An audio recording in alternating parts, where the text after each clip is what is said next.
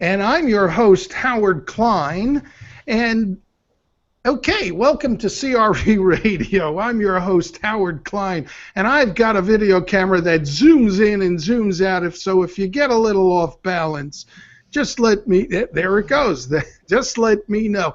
And today we have some great guests. We have Lori Baker, who's the current president of Crew Network.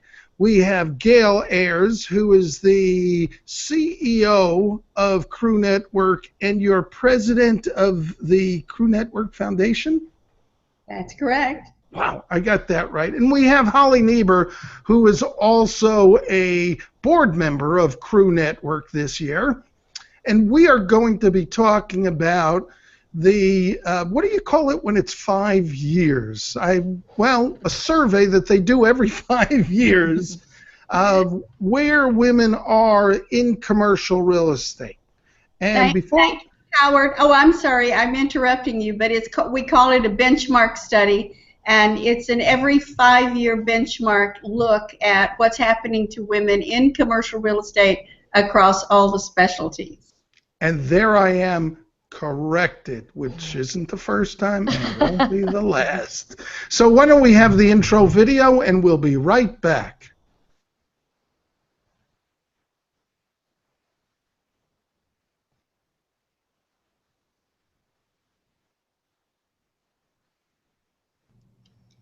Okay, did anybody hear that? No. No, neither did I. Apparently it was muted. So there's another error. In the edited version, we will correct all of these little errors. So everyone, welcome to the show. Thank you. Great to be here. You're welcome. Yeah, that was a cue to say thank you. So my first question is to Gail. How did the idea of this benchmark study, I'm stopping using the word survey, how did the idea of this benchmark study come up, and what was your intention originally? Originally, the idea of a benchmark study came from our board of directors, and at that time, Deb Kwok was the president, and that was the year before I came, Howard. But the intention was to establish a study that would make sure that we could accurately measure how many women were coming to commercial real estate, what professions were they serving in, and also how they were progressing and what some of the issues were as it related to compensation, promotions, and their just general overall progress as business associates in the field of commercial real estate. Has it changed over the years? It has, and in interesting ways, and one of them being that women seem to have learned how to negotiate their salaries going into the positions. At one point, they did not negotiate their salaries, but they currently are now as they begin a new position. However, it still shows that over a period of between 8 and 9 years, you see the salary difference again creeping up in favor of men with the same years of experience and the same background and in the same jobs. There's roughly between a 15 and 18% difference in salary, and in favor, of course, for men. And that's a little bit concerning, because what you realize is it means women are not continuing to negotiate that salary. As they stay in their jobs, they need to remember it's about negotiating every year, and it's about thinking about what your worth is to the company and what you bring to that company. So that's one of the things. And we've also seen more women in commercial real estate, Howard, which is fabulous. Just from my empirical observation, and in one of the places that I see that there are more women and in a business role, I should say, is going to the ICSC Recon Convention. If you've ever been there, and I know that you've been there, many, many years ago when I would first go to Recon, there were like no women there unless they were standing up and modeling. And now, I would say a good 30 to 40% of the people walking around and going to appointments are women. And those are probably primarily brokers. So that's my empirical observation. It has changed a lot. I think you're right, Howard, and especially in retail. Retail has been somewhat easier to see more women in that area. But they're not just brokers now. They're the asset managers, they're the space designers, the architects, engineers, and Holly can speak to you more about some of those things. But women aboard in the fields of commercial real estate, we're seeing an increase in their representation, and it's a great thing to see. Holly, why don't you, was it Holly? Yeah. Actually, why don't we start out with Lori? Because, Lori, you're not in brokerage and you're not in asset management. Your position with Camden is what? Well, I actually am in asset management. I'm the Senior Vice President of Fund and Asset Management for Camden, which is really a private equity arm within the REIT, and it allows us to go out and raise capital and put that money to work. But I think when I looked at the survey results, what I did see is an increase in women in lots of these, commercial real estate disciplines, with the exception of brokerage and I think some of the development specializations. But more and more women are starting to appear on the scene in asset management roles, finance-based roles. And I think that's exciting, but what the results did talk about is you're not seeing them get into the C-suites of some of those organizations. They're getting to the senior positions. I'm a case in point. I'm a senior vice president in Camden. I've been here 17 plus years, but you are starting to see that. Gail mentioned retail in particular, that you're seeing more women. I know in multifamily, which is the area of commercial real estate I specialize in, there was probably just 10 years ago that you saw very, very few women at our large meetings, our National Multi-Housing Council meetings, and today that's not necessarily the case. There's a lot more women. However, it's still a small percentage compared to the men in many of those senior roles, which come together at some of the national meetings each year. Holly, what are your thoughts and your experience? Why don't you let everybody know who you work for and what it is that you do? All right, I'm the CEO of AEI Consultants. We're a national environmental engineering consulting firm. So we serve brokers, lenders, property managers, developers, people in commercial real estate. And I would echo your comments on ICSC. I've certainly seen that change, and that's been great. Other conferences I attend, like the Mortgage Bankers Association, not so much yet. It's still a lot of blue blazers in the room, and everyone's totally nice, and it's a great environment. Nothing wrong, but just would like to see more women, would like to see more balance in that, and that may be the finance. Also, the research shows women are, although they really do enjoy commission-based work, maybe less likely to take a high-risk position that's more commission-based. So we see fewer women in those types of roles. And brokerage is also one where industrial and office brokerage maybe is a higher risk position but high reward. So we'd like to see more women in those areas. So let's talk a little bit about the distinction or the difference between commission-based and salary-based. Gail, you had mentioned earlier on is that we're still not seeing that equality and increase in salaries. When you say salaries, you're not referring to a commission-based structure, are you? We can't hear you. We can't hear you. Okay. Why don't you, Gail, if you can hear us, reboot, and I'm going to have Holly answer that question first. I do believe I think they're considering all compensation. And the results showed that the median annual compensation for women was $115,000 versus men at $150,000. So there's definitely a difference there, and the more that women are willing to take on commission-based structures, I think they'll see their comp go up. Okay. Lori, do you have any comments on that before I ask my next question? No, I think, Holly just covered kind of what we saw in the results. Okay, so what we're talking about here is equality in compensation.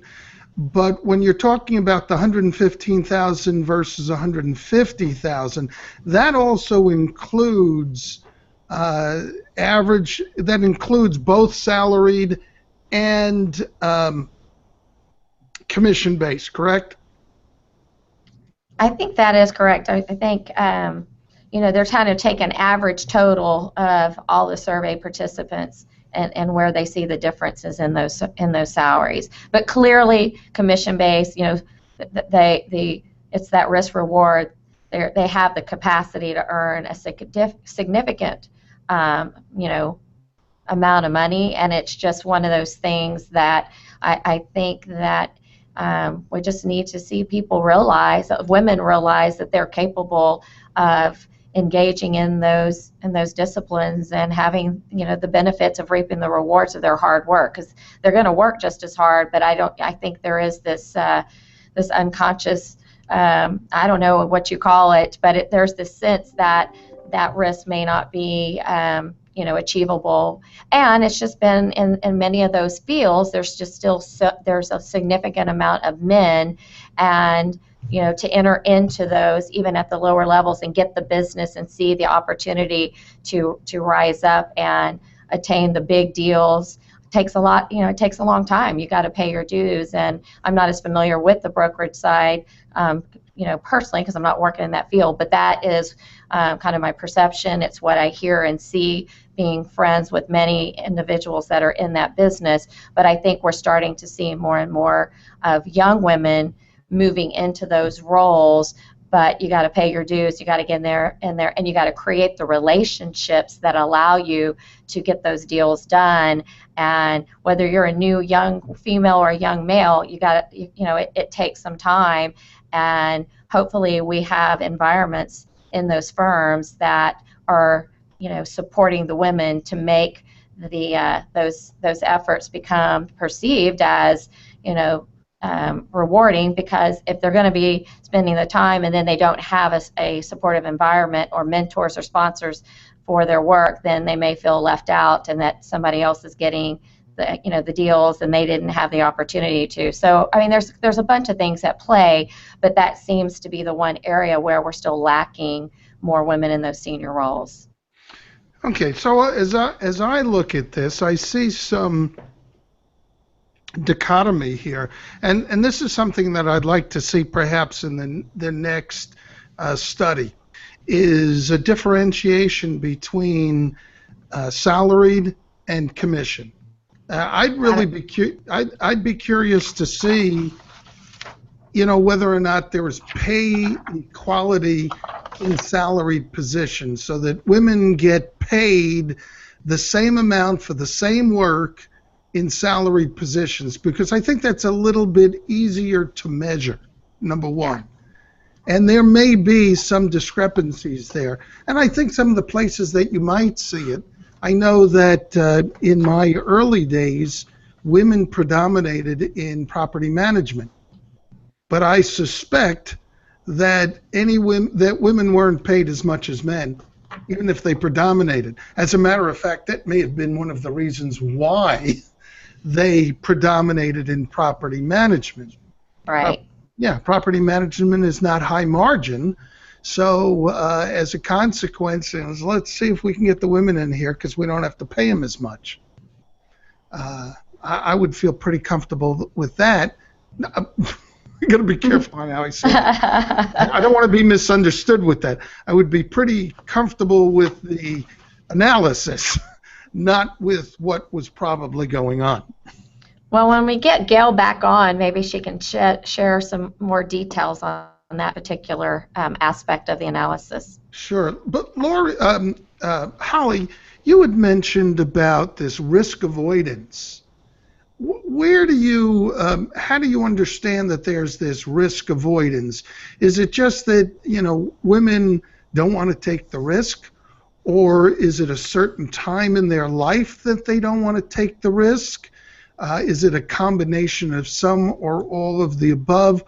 Or perhaps, and I'll throw this out, the impression that it's more of a male domain? I think it's a combination of all the factors that you listed there, and our benchmark studies in the past have led us to focus on different things at our conventions. And so we did one on taking risks and being brave with your career choices. We've done training on being more specific with your networking. I think prior research has shown that women are really good at building a network, but not as great about specifically making the ask for the business, and that's so very important. I also think there's a confidence gap, and women are, likely to apply for a job if they meet the majority of the requirements, whereas a man would maybe apply for something he doesn't really qualify for, and the expectation that he'll be able to figure it out as he goes into it. So I think all those things apply, and then also women often do feel like they really need a steady income over one that's up and down, and some of those commission-based jobs are more volatile. So I think all of those things come into play. I also want to mention, as we were talking, the importance of building business connections means that you're being introduced to high-level clients within your organization. And one of the takeaways from this benchmark study is to focus on micro biases that we all have, men and women, and in what ways are those micro biases impacting those introductions to high-level clients that younger people coming up in the industry need to start developing those relationships. So in the past, it might be a lunch meeting, it might be a golf game. Are the young women in the organization seeing invites that the young men are getting, and can we make sure that those micro biases aren't affecting their ability to make connections with those high-level clients? Why don't you explain what a micro bias is? I don't know. I'm a little bit prejudiced. Well, okay, yeah, so it would be, in my own personal experience, and I don't know the social science definition, but I guess the way I define it is little things that you might not even realize are happening that are affecting someone's long-term future. So in my experience as the CEO of this company, I might tend to take people to lunch that I am comfortable with, that are more like me, that I have things in common with, and over time that means I'm building relationships with people like me versus other people who I really should be getting to know, and not intentionally but unintentionally cutting them out of opportunities. Okay, here's my naivete. A 65-year-old man can be naive. I don't get that at all. It just seems to me that maybe people have to be trained to recognize, maybe that's what it's about. And this I think it is, I think it's that unconscious. You don't, it's unintentional. It's human nature.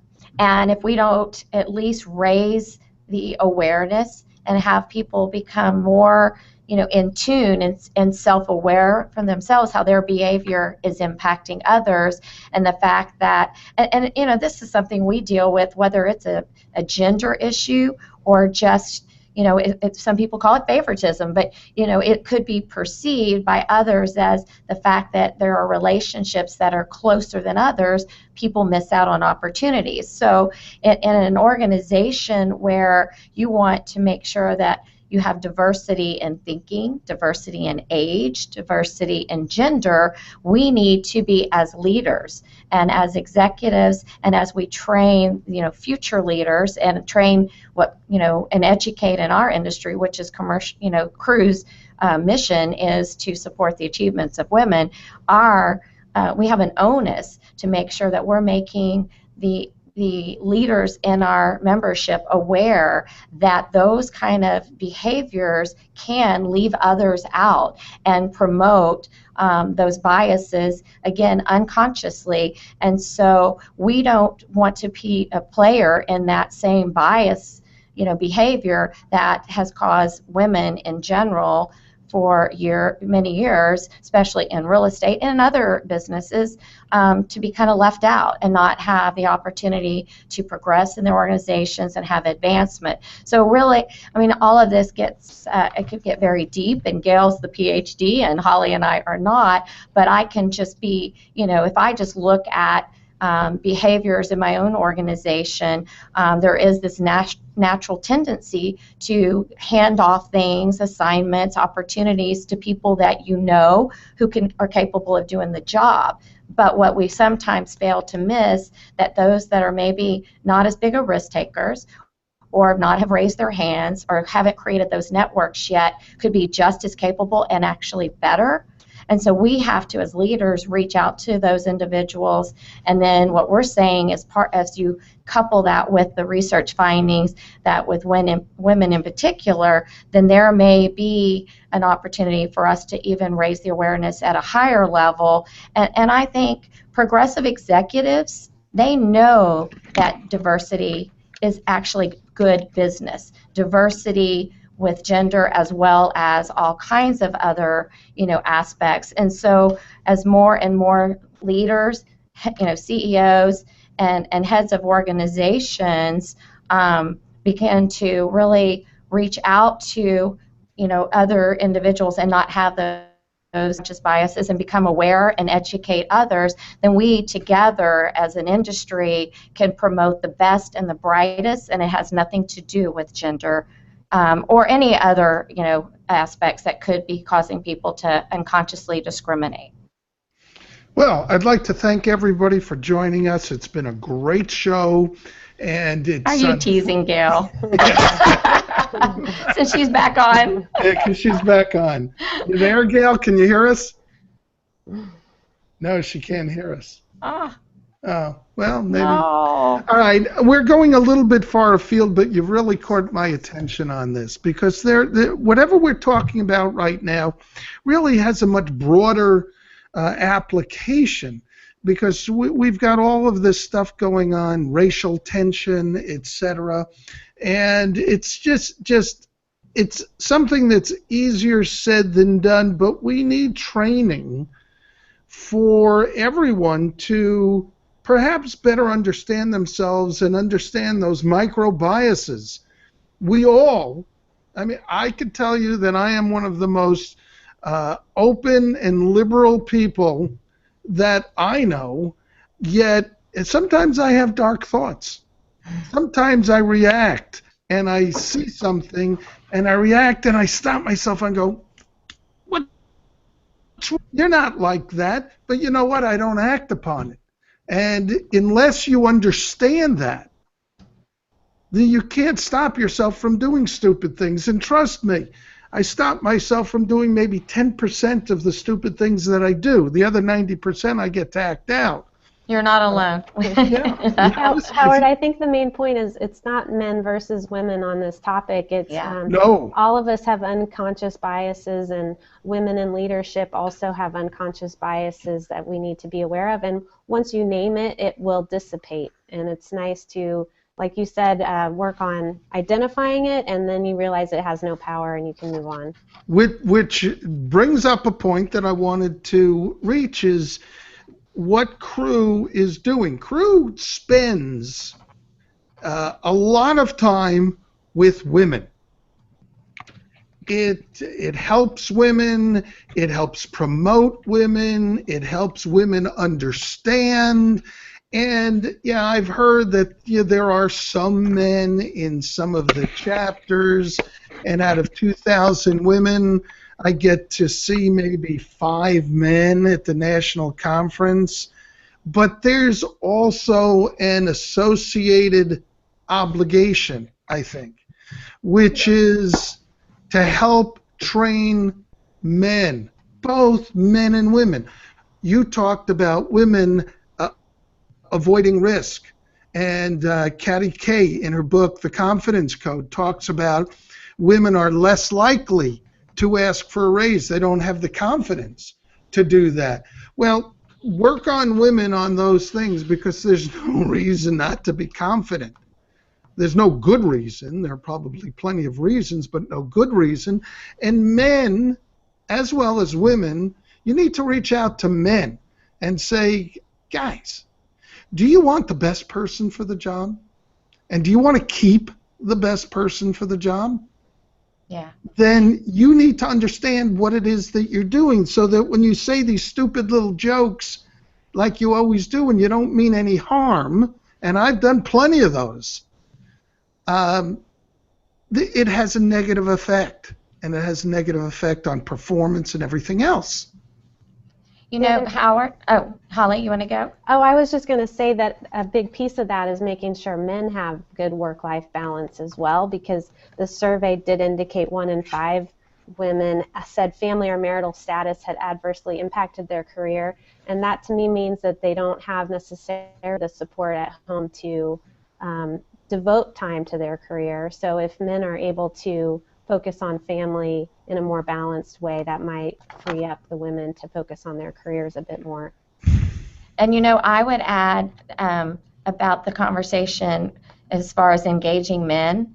I think a key component in this effort is engaging men in the discussion, in our conversation.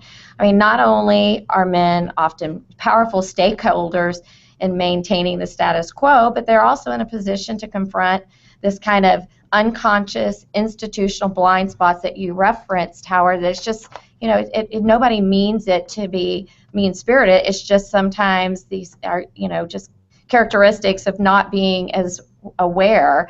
And so, you know, if we continue to confront those blind spots and the barriers that perpetuate, you know, the behaviors and a limited number of women in those higher levels of leadership, then together in collaboration, we come together and something that feels just so much more of a team effort, instead of kind of an us versus them, and women are out here just promoting kind of their advancement in the business, and you know, the men are the victims now, and that's not the message here. It is truly for us to engage and help educate, as you said. As you know, the worst thing that any of us can ever experience is to be narrow-minded about something because we just are uninformed, and we don't make as good a decision. So what we're trying to do, and what the research, kind of bringing it back to this 5-year benchmark, is really just making people aware, making our business, our industry aware, our members aware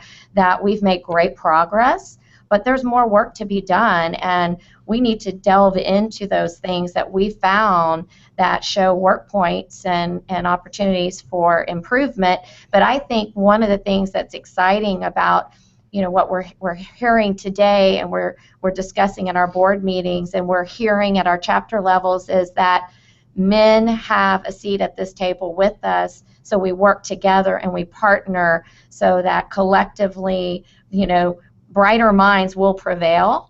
And that's what's exciting. Yes, we have work to do, but there's challenges on both sides. And I think, you know, Crew, if nothing else, is bringing that level of awareness and respect to the research we're doing and the senior people that are out there trying to communicate this message.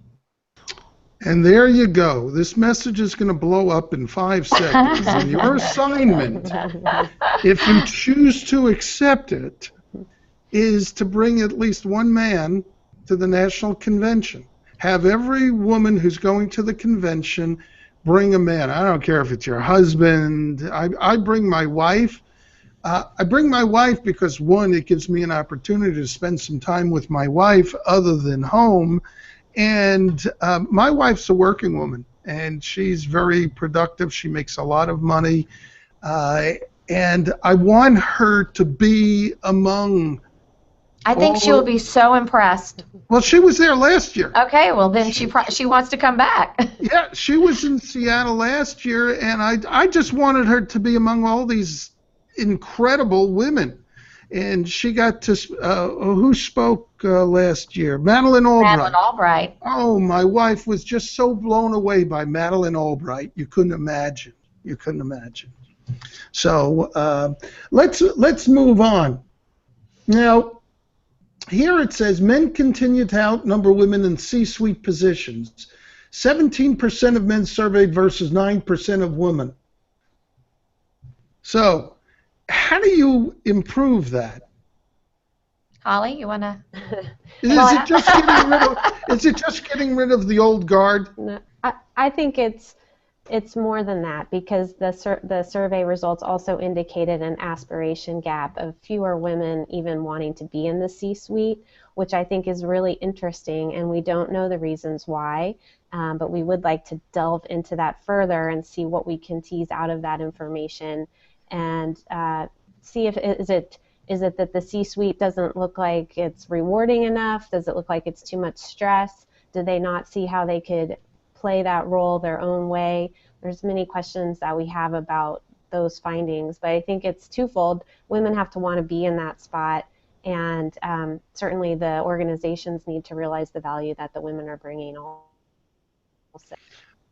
It could be the work-life balance aspect of it. Yeah. You move up to the C-suite, and what happens is you don't work 9 to 5. As a matter of fact, you don't get to the C-suite likely if you only work 9 to 5. And then once you're in the C-suite, if you were working like 8 to 6 to get in there, I don't know. For me, the work-life balance is just kind of a miserable conversation for me. I've never had it. As an attorney who has done litigation, you work 6 or 7 days a week. A lot of the women that we know, they work so hard anyway. They're always working hard, and so why do they think they can't play that role? I think they're working so hard anyway, they might as well go for the top. Just not really sure why that aspiration gap exists. And I would agree with Holly. I mean, I think so many of the women that have, been able to benefit with the career advancement, and we're seeing them in those senior roles. They're already working hard. There's no way they could have, attained that level of leadership in their organizations without putting in the hours. I mean, there is no such thing as an 8 to 5 job, especially today with email being always available. I mean, you work 7 days a week and you're responding whenever you get, pings. So I think that is already something that I'm seeing, and and like Holly said, we need to delve into it. But anecdotally and personally, I know people that could have had the C-suite, but they're just not wanting to just put themselves out there to be so heavily scrutinized, and are fine with being kind of the second in command. And it's not that they don't want to take the risk. They've just chosen not to be in that position. Now, again, I don't know, and Holly, commented on the fact that they're already doing the work. They should just go for broke, as Holly is. She's the CEO of her company, and it's as we see more women in that role, and they are supporting others and being the mentors to say, you can do it, go for it. I think over time, and there is probably some old guard. I mean, we all have organizations we work for that have senior leaders that have been in the roles for 20, 25, 30 years, and they're incredible leaders. But at some point, when that group, and it's a lot of baby boomers, start leaving the business and retiring and deciding they'd like to do something else in their life, similar to Gail and her retirement, there are a lot of women in those senior level positions that will be very qualified for that C-suite. And so the next 5 years will be very telling as to whether or not we're going to see in the next benchmark survey more women in that position. Before we do anything else, I've got a couple of polls. I'm going to do one right now. It says, when will there be gender pay equality? Actually, the question relates to commercial real estate. And so if anybody's watching right now, you can come up with an answer. And I'm going to leave that open for a few minutes. I noticed that the response was not as significant. Maybe that's the wrong word to use. The response wasn't as good to this poll as it had been in previous years. Do you have any idea why? Okay. No. I might suggest, I think in some ways people, there may be an impression that the problem is solved or being solved. And, you know, I think especially in the younger ranks, you know, they've come through school, there's been a lot of equality all the way down the line. And we talk about this a little bit at Crew, is that, you know, sometimes you might feel like, what do I need this for? I have all the opportunities available to me, until you start hitting a certain point, and then that's where you start to feel the pushback a little bit. And then when you realize the importance of Crew and the network and the power of Crew, or whatever organization you're a part of. But I think there might be some of that going on. Certainly the research shows, though, that it's still an issue that needs to be addressed. It's not a good time to become complacent.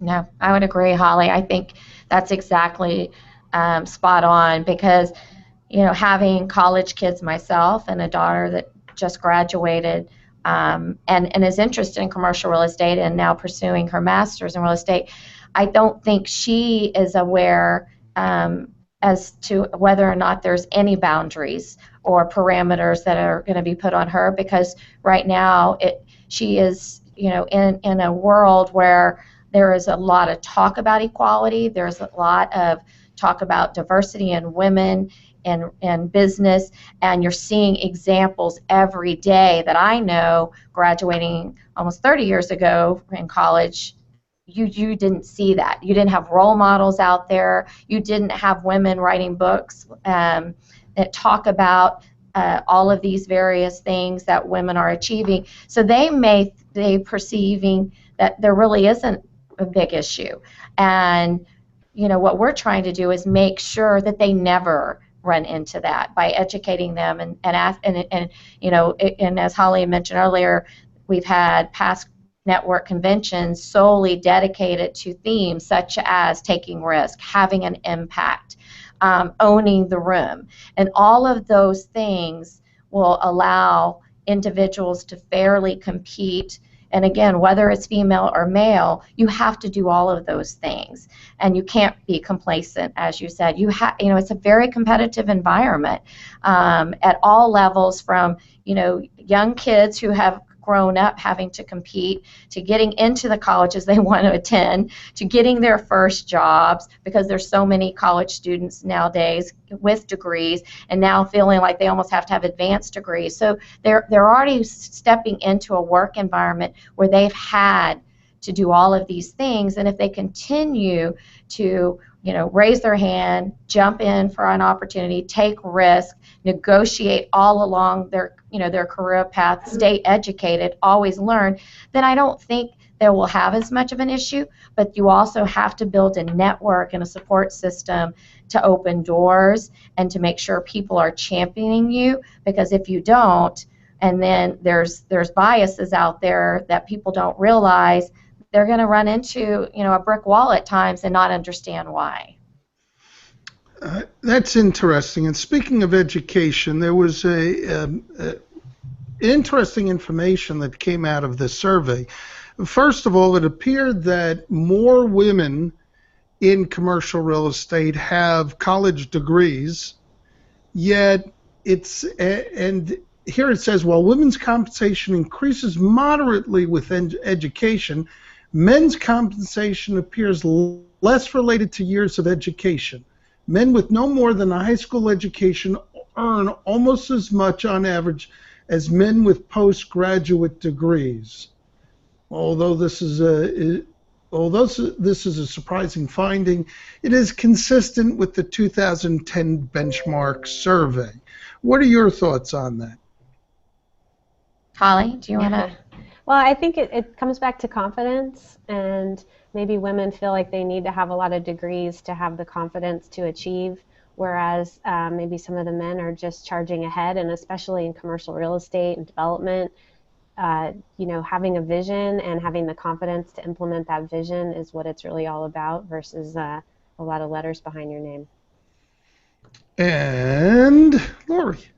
I totally agree. I think that, you know, what sometimes women tend to do is to make sure that, and I think it was in some past findings and even in our research and in some white papers about this perfection that we are trying to achieve and making sure we are 100% qualified before we throw ourselves out there. Men tend to not need that, and so if they are, you know, having a vision and they go and tackle something with a vengeance and have the achievements, that in itself is the confidence they need to go and lead an organization or build a company or run a department. And women sometimes want to make sure they have everything they need to be qualified, which is why there might be more of a tendency to see the women with their degrees and the men who have gone out and not relied on that and just said just pure grit and tenacity and you know, confidence is going to get them there. So yeah, I mean, I can't say that with 100% accuracy that's what's happening, but it just sounds like when you look at a lot of the aspects that we have found in our analysis leading to some of these conclusions, you know, that could be one of the things that's, you know, happening here that's causing these type of results. It could be related to the mentorship and sponsorship issue too. If you have, you know, family businesses or whatever, people bringing other people like them into the industry and really helping them be successful, we need to make sure that's happening for women also. Right. This is an example of perspective.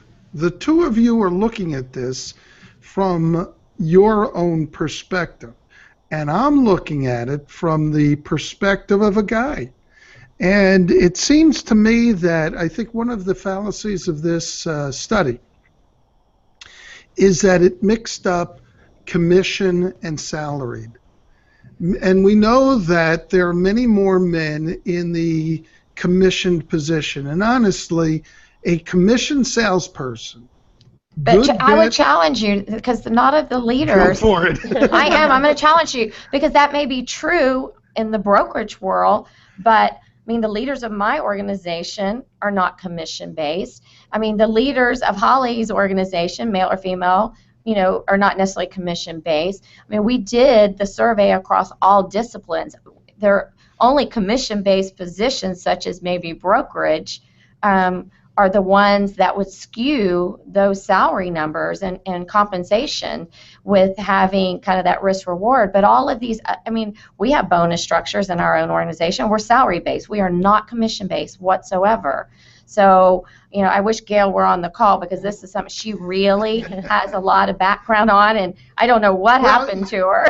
Well, let me tell you what I'm going to do. Right after we're done, I'm going to call up Gail. I'm going to make this video available to her, and I'm going to ask her to review it, and then she and I are going to do a separate interview, which will be primarily her, where I will ask her, hey, what are your thoughts on this? What are your thoughts on this? And I can just edit it in. So this will be much longer. But let me give you this thought. It's the survey, honestly.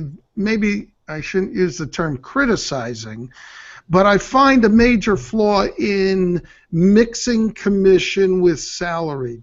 See, in your organization, hopefully in both of your organizations, if you have a salary structure and everybody's doing exactly the same job, and then you have a bonus, that bonus should be available to men, women, and I don't care what color you are or what nationality you are. It's a meritocracy, and that's the way it should be.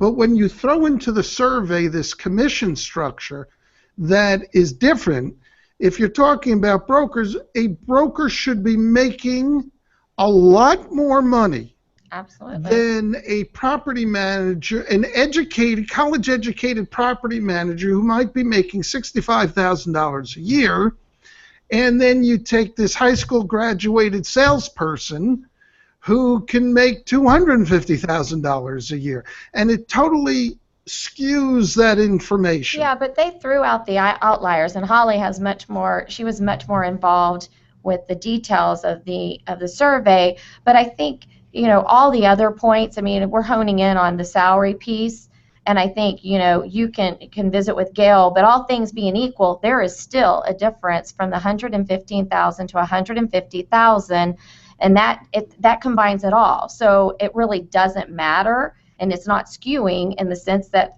all things are equal. When you talk about, there's still differences in those in that area of almost 23%. So I think there's two things going on. I think there is a disparity on the base pay piece, Howard, and we should find out from Gail exactly how they broke those down by role to make sure it's apples to apples. But I also think that in a lot of industries, a commission-based compensation is the way to make the highest level of compensation, and Crew has done a lot to help women get more comfortable with that. So it's not so much until you get to the C-suite. Right. So it's not so much. I agree with you. It's kind of a separate topic, but it's an important topic. Mm-hmm. Yeah, and maybe in the next I can't say survey. Study. Benchmark study. It'll make that clarification. I would like to see that. And it's interesting, it says here, excuse me, reticence to negotiate may result in a pay gap that increases with time, but there may also be punitive ramifications for women who do not negotiate. That's interesting. Holly, what are your thoughts on that? I don't know exactly what that statement means, but I do know that there have been studies that show that women who negotiate in a certain aggressive manner have punitive repercussions to their reputation internally. And this goes back to the unconscious biases topic. And this is a personal story that I'll share of my unconscious biases. I had a young woman here at our company that we wanted to promote, and she negotiated pretty tough for an increase relative to what she felt was the increase in responsibility. And it kind of put me back a little bit, honestly, because my whole life has always been, bring it on, I'll figure it out. I just say yes to stuff and make it work. So I was surprised by that, but then I realized we had gone through a leadership training here at AEI and talked about confidence, talked about, red lean in, all that stuff. So she was only doing what we had discussed. And as soon as I realized that, as I said earlier, once you name it, it dissipates. It completely dissipated. But there may be managers out there and they have two people negotiating for a raise, and you accept it from the male and you question it from the female because you expect women to want to do what's best for the company over their own interests for some reason. We all have these kind of unconscious expectations. But once you realize that if this was a guy asking for this, I would not be surprised at all. Move on.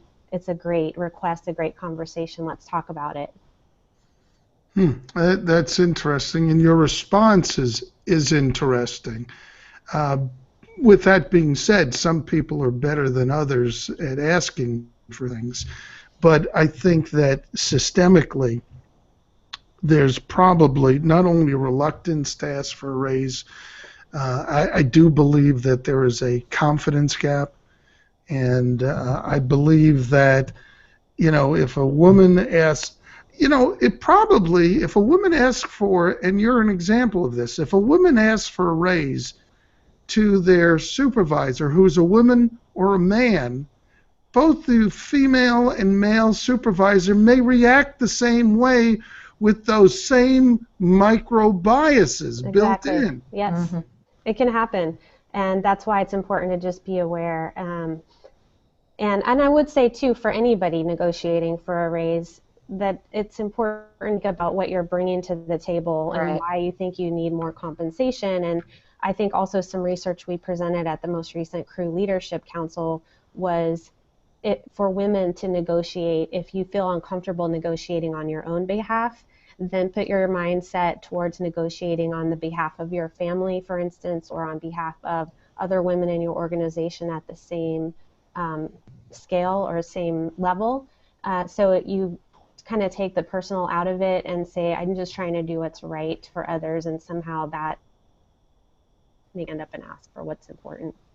Yeah, and I think, to add on to what Holly said, if you present kind of the value proposition and lead with facts and make sure it's not an emotional ask, I think there's a level of respect, and sometimes that's where maybe there's some confusion from a male versus a female perspective. The males can go in there pretty much with the facts and just put it out there, very unemotional, and it's a business discussion.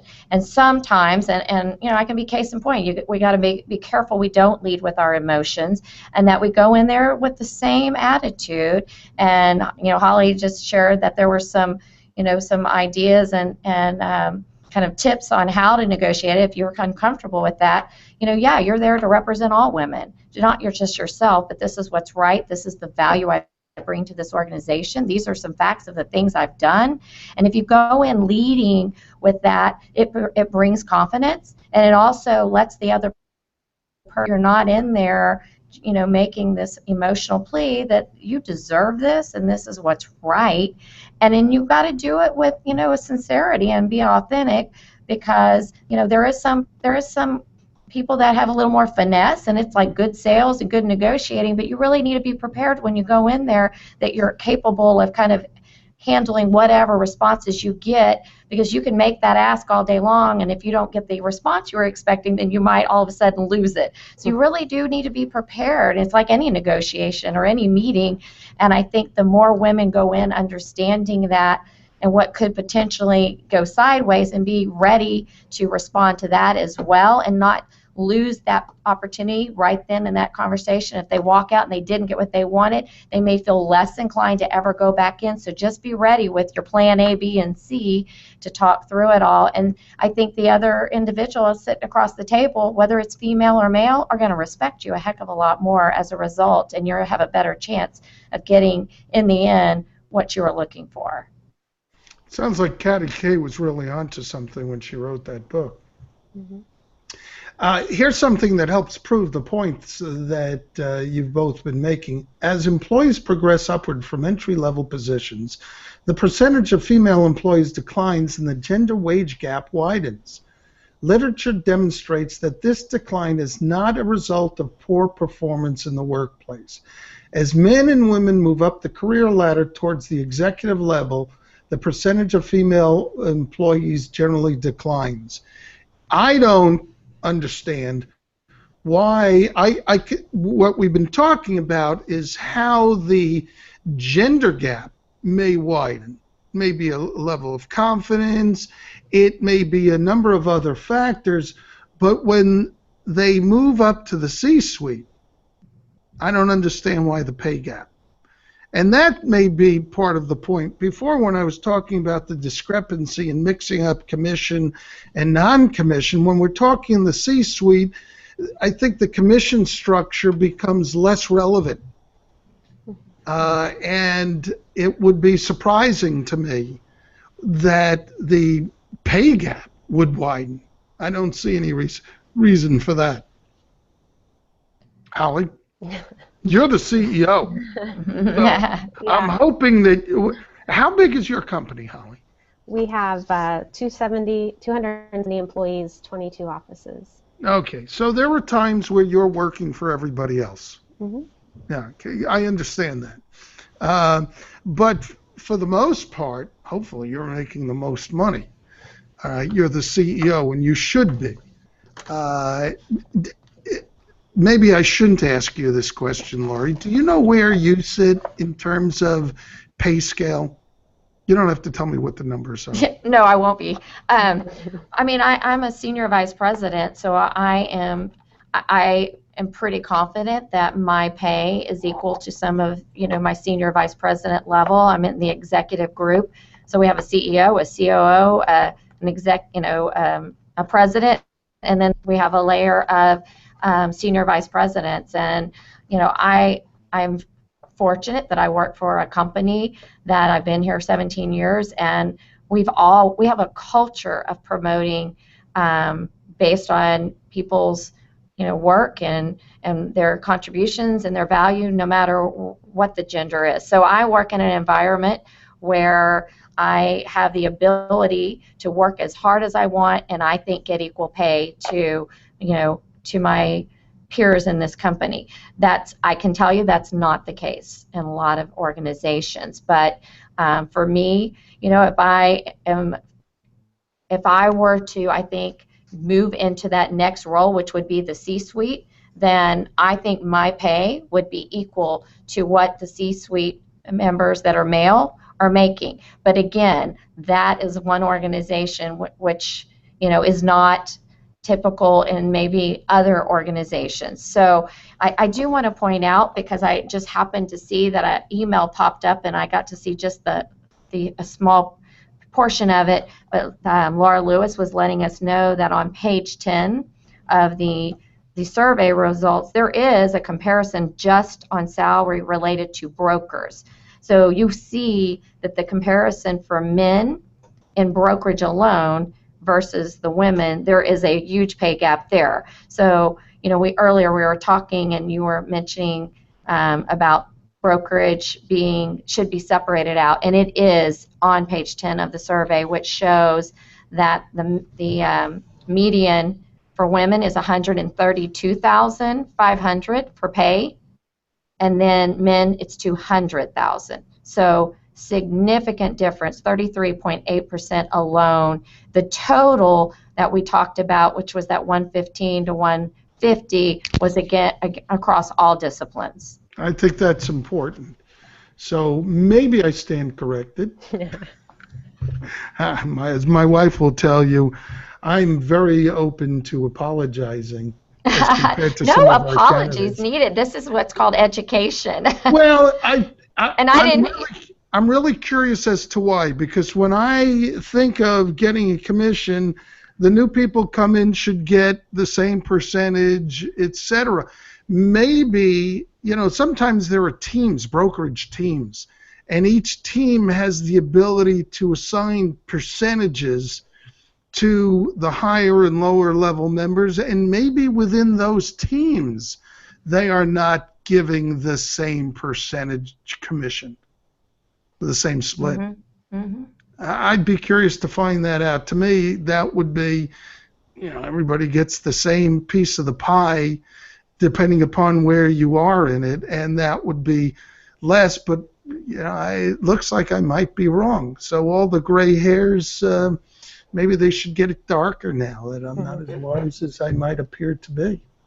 And that's good. Let's take a quick split because I know you have to get going, and I wanted to mention something about Apple recently announced their effort to make not decrease, but make pay by gender equal, period. No ifs, ands, or buts about it. But in the article that I read, I found that it surprised me, but they started talking about, okay, now that, the difference isn't that great, but we have started to work on it to make it equal. And then all of the work really begins, that they have to stay on top of it. And it dawned on me how much work and effort it will probably take within an organization to ensure that this is done correctly. And it's not just a one-time move, but it's not a matter of policing it, I believe. It's just making sure that you have all of the information, and then you can probably automate it. But getting the data is going to take some work. Holly, what are your thoughts on that? Because as the CEO, if you're going to insist upon it, you're going to be the one paying for it. Yeah, it is interesting. I mean, getting the baseline data, it seems to me, for our organization is much smaller than Apple, obviously, could be done. But then you have instances where someone may accomplish something extra special and negotiate for something additional on that, or they may have an offer from someone else that we end up having to match to keep them here, or there could be all these different things that end up happening that cause variation in the pay between people at the same level. So how do you manage that? How do you make sure if we have to pay this person X to get them in the door, then does everyone else at that level, how do we handle those differences? It's really interesting. You're probably going to end up with, in 10 years, you're going to have a CEPO. You know what that is? No. No. Chief Equality Pay Officer. Yeah. And because it may be, for some organizations, a huge responsibility that someone needs to focus on. That's going to be their focus, is gathering all the data and enforcing the policy. Well, I know we're wrapping up because it's almost on the hour, but I think, Howard, human resource departments today are trying to collect that data. And they, I think the great organizations that really want to motivate their employees and inspire them to do the best jobs have to have diversity. They have to create an environment where people feel free to share ideas, to share opinions, be honest with each other. And I think the more we do that and we promote those behaviors in our companies, and and we talk about this freely. We talk about the biases. We talk about what's fair in pay, and then reward. I mean, I don't think it's also fair to have everybody make the same amount of money if one person's contributing at a higher level than another. But I think we all need to have the opportunity to have a fair shake and chance to earn pay that is worthy of our efforts. And I think that's the conversation. And I really appreciate the opportunity to talk about this subject. I'm glad Holly was there to hang in there with me, and I'm sorry that Gail isn't here to participate because she is clearly an expert in this area, but thank you for being kind of thought-provoking and challenging us in this dialogue. I appreciate you joining me. Holly, do you have any last words? Just want to say that Crew Network has been such a great inspiration for me, and I appreciate that you always come to our convention and bring your wife. I know she probably gets the same charge that I get, and a lot of what I think advancement for women is all about is if you can't be what you don't see, or it's harder to imagine yourself in that role if you've not seen someone else in it. So Crew is all about getting those women out there so that other women can see that and be inspired. And I personally am always so recharged after those conventions.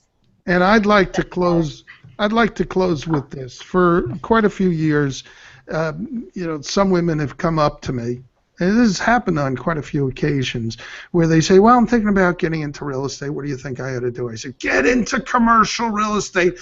There aren't any women in commercial real estate. You'll kill it. You got to do it. Get into commercial real estate. And invariably, everyone who has asked me that question ignored me and went into residential real estate. And hopefully they killed it there. But I just saw such tremendous opportunity. And understand, I go back to 1976, where literally there was no women in commercial real estate.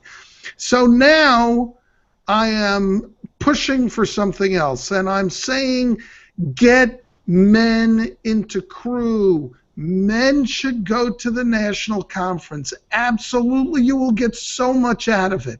I can't tell you how impressed I am with what you do at the conference, and I really do think for quite a few reasons, including, not the least of which, is that if you're interested in associating with bright people that a lot of other people aren't paying attention to because they're women, you have an advantage.